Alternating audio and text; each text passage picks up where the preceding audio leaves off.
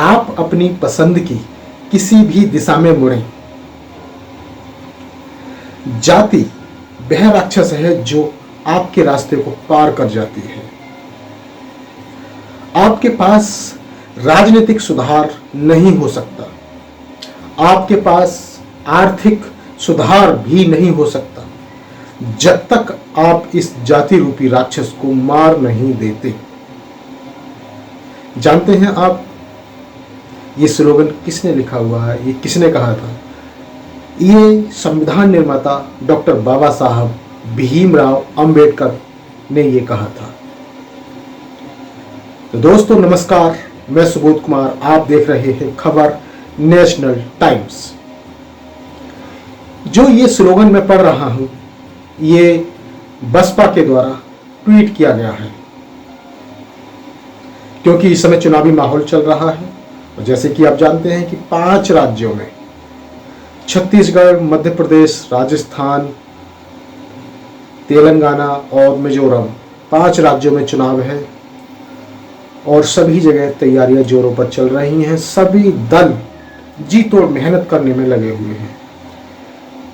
तो आज मैंने ये ट्विटर पर बसपा की पोस्ट देखी और इसमें ये स्लोगन लिखा हुआ था, जैसे मैंने अभी कहा था। दोस्तों आज मैं उपस्थित हुआ हूं खास जानकारी के साथ, क्योंकि आप जानते हैं कि राजनीतिक चुनावों में, जब राजनीतिक चुनाव आते हैं, विधानसभा के चुनाव आते हैं या फिर लोकसभा के चुनाव आते हैं, तो सभी दल, कुछ दल मंदिर मस्जिद की बात करते हैं, तो उनमें से कुछ दल अंबेडकरवाद, बाबा साहब के विचारों की बात भी करते हैं।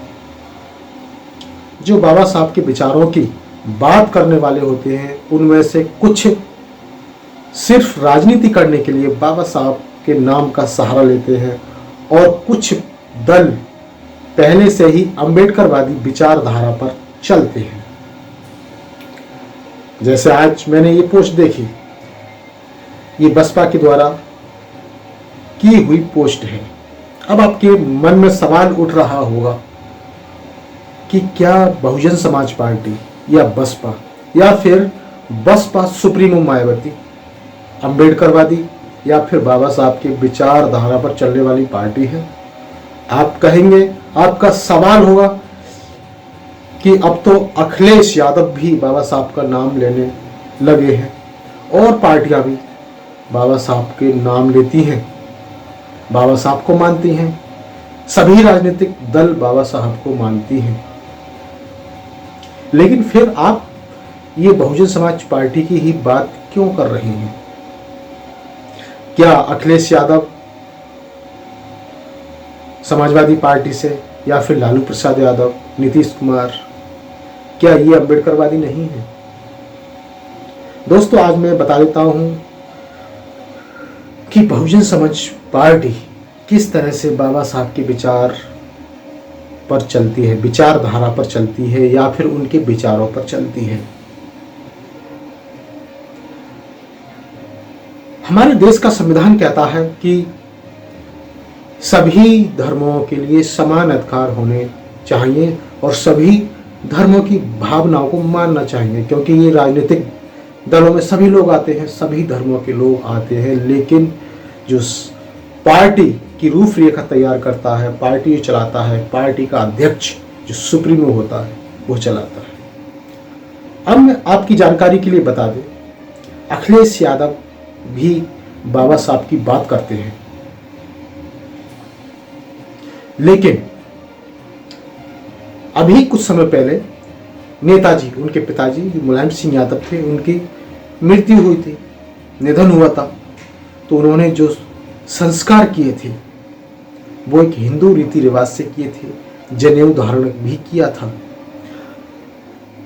ये तो उनके निजी संस्कार हो गए, उनका निजी मामला हो गया। लेकिन अखिलेश यादव की बात की जाए तो उन्हें मंदिर की बात करते हुए भी देखा है, वो मंदिर निर्माण की भी बात करते हैं। वो अपनी चुनावी जनसभाओं में वादा करते हैं मंदिर बनवाने की, परशुराम मंदिर बनवाने की या फिर अन्य मंदिर बनवाने की, या फिर मस्जिद की बात करते हैं, मदरसों की बात करते हैं। लेकिन अगर वहीं में बसपा सुप्रीमो की बात करूं तो क्या कभी उन्होंने मंदिर या मस्जिद की अपनी सभाओं में बात की है? जहाँ तक कि आपने उनकी जनसभाएं देखी होंगी, उनका जो स्पीच रहता है, भाषण रहता है, वो सिर्फ अस्पताल, कॉलेजेस और जो जनता से संबंधित उनका भला करने वाली होती हैं, वो उन योजनाओं पर रहता है। वो रोजगार की बात करती हैं, महंगाई की बात करती हैं, शिक्षा की बात करती हैं, लेकिन कभी भी हिंदू मुस्लिम मदरसों की बात नहीं करती है। वहीं यदि मैं लालू प्रसाद यादव या तेजस्वी प्रसाद यादव की बात करें, जैसे लालू प्रसाद यादव अभी किसी मंदिर में दर्शन करने गए थे, या फिर वो मदरसों की बात भी करते हैं। अखिलेश यादव हो या फिर लालू प्रसाद यादव हो, ये अपने आप को शूद्र बताते हैं, लेकिन जब कोई फेस्टिवल आता है या फिर बात सनातन की आती है, मैं सनातन का विरोधी नहीं हूँ क्योंकि मैं सभी धर्मों को मानने वाला हूँ, लेकिन जब सनातन की बात या फिर जातिवाद की बात आती है तो ये लोग सवर्ण बन जाते हैं, कट्टर हिंदू बन जाते हैं। लेकिन वहीं यदि बहुजन समाज पार्टी की बात की जाए तो शायद आपने किसी भी पेपर या अखबार, किसी न्यूज़ चैनल पर बसपा सुप्रीमो जो मायावती है, उनका कभी बयान नहीं देखा होगा मंदिर को लेकर या मस्जिद को लेकर।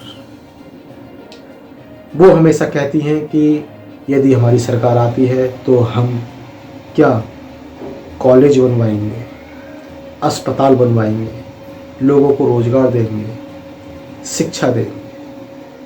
यदि उनके पुराने शासनकाल की बात की जाए तो आप देख सकते हैं तमाम उन्होंने जो यूनिवर्सिटी बनवाई, कॉलेजेस बनवाए और प्राइमरी विद्यालय, स्कूल तमाम बनवाए थे। साथ ही महापुरुषों के नाम पर उन्होंने योजनाएं भी चलाई।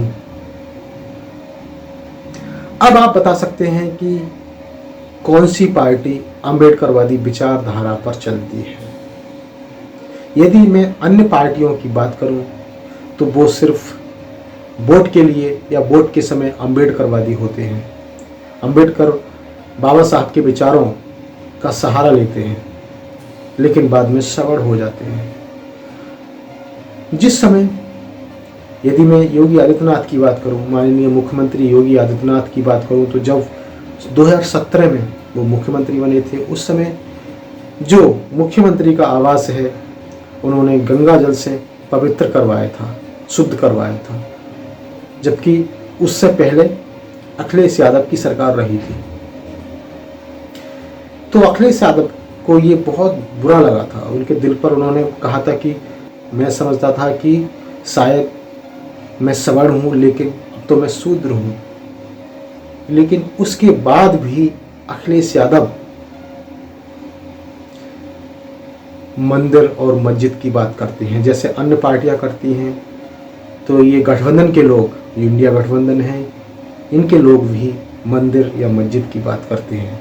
दोस्तों, आपकी जानकारी के लिए बता दूं कि मैं किसी भी धर्म या जाति का विरोधी नहीं हूं, मैं संविधान को मानने वाला हूं।